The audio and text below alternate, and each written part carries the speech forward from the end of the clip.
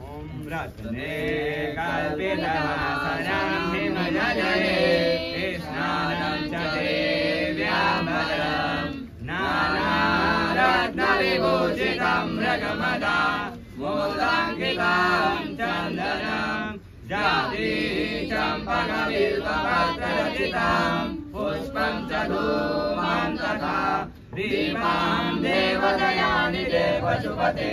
रत्कल्पितां गृह्यतां सौवर्णेन वरत्नखण्डरचिते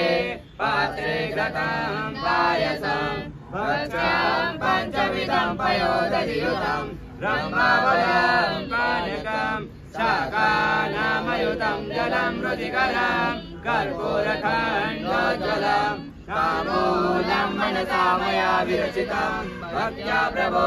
स्वीकुरु छत्रं चामरयोर्युगं व्यजनकं चादर्शकं हेमलं वीणामेरुमदङ्ककाहलकला गीतं च नृत्यं तथा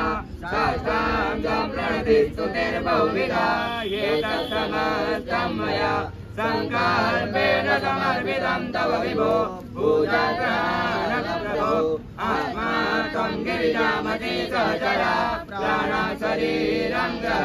पूजा ते विषयो प्रभो गर्जना विद्वत्समाधिष्ठितं संचारः पदयोपलक्षणविधि स्तोत्राणि सर्वागिरो यज्ञात् कर्म करोमि तत्तद्विधं शम्भोराधनं करचक्रणं वा कायजं कर्मजं वा श्रवणजं वा मानसं वा प्रार्थनं वेदामहिलितं वा सर्वमे तत्क्षमस्वं जय जय करुणाब्धे श्री महादेव शम्भो जय जय करुणाब्धे श्री महादेव शम्भो।